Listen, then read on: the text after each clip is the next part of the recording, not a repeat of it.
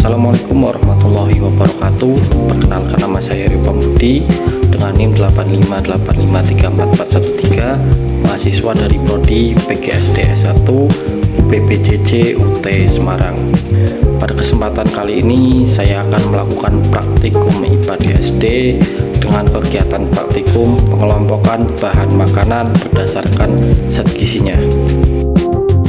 Adapun alat dan bahan yang akan saya gunakan untuk kegiatan praktikum kali ini antara lain adalah yang pertama yaitu lembar kerja yang akan saya gunakan untuk mencatat hasil pengamatan pada hari ini.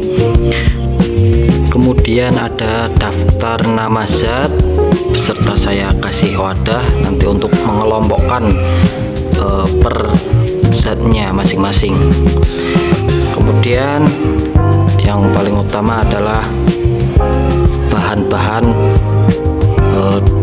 makanan yang akan kita gunakan untuk kegiatan praktikum kali ini. Yang pertama yaitu ada beras, kemudian ada jagung, ada daun bawang, ada seledri, mie instan, kemudian tempe, kemudian ada kacang, kemudian wortel, juga ada bawang merah dan bawang putih, tomat, kemiri, itu ada kubis, kemudian ada jeruk, ada jambu, ada minyak, ada tahu, ada santan instan, kemudian ada telur, dan yang terakhir yaitu cabai.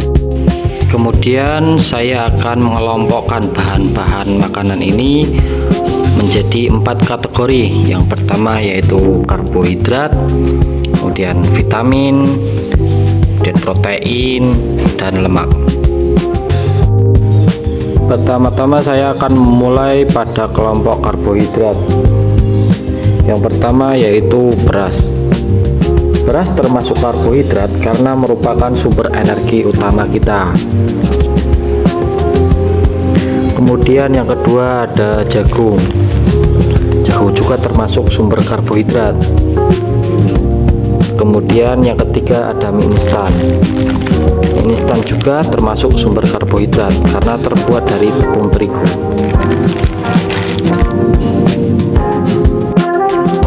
Saya lanjut ke pengelompokan protein. Yang pertama ada tempe. Tempe termasuk sumber protein nabati. Kemudian yang kedua ada tahu. Tahu juga sama dengan tempe, termasuk juga dalam sumber protein nabati. Kemudian yang ketiga ada kacang tanah. Kacang tanah ini kaya akan protein nabati. Dan yang keempat yaitu ada telur. Telur merupakan sumber protein hewani. Selanjutnya adalah pengelompokan minyak. Yang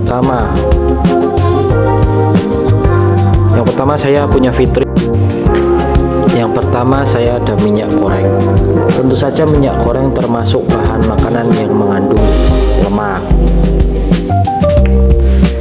Kemudian yang kedua ada santan. Santan juga termasuk bahan makanan yang mengandung minyak. Kemudian yang terakhir ada kemiri. Kemiri termasuk lemak karena mengandung minyak. Minyak yang dihasilkan oleh kemiri dinamakan minyak kemiri.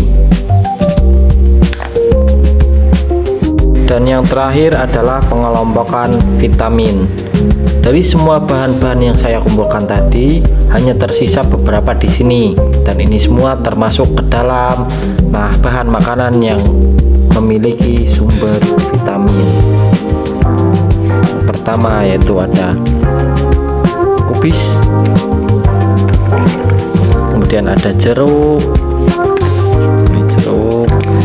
kemudian ada wortel, ada tomat, daun bawang, ada bawang merah, kemudian ada juga bawang baik atau bawang putih, kemudian ada jambu, ada juga daun seledri, dan yang terakhir cabai. Ini semua termasuk bahan makanan yang mengandung sumber vitamin. Beberapa bahan makanan sebenarnya memiliki lebih dari satu kandungan zat gizi. Namun dalam kegiatan praktikum kali ini dikelompokkan berdasarkan kandungan utamanya. Dari kegiatan praktikum ini dapat disimpulkan bahwa bahan makanan dapat dikelompokkan menjadi beberapa bagian menurut kandungan dari zat gizinya masing-masing, yaitu seperti karbohidrat, kemudian protein, vitamin, dan kandungan lemak yang ada pada bahan makanan tersebut. Saya Rio Pambudi izin undur diri, sampai jumpa pada kegiatan praktikum yang selanjutnya. Saya tutup. Wassalamualaikum warahmatullahi wabarakatuh.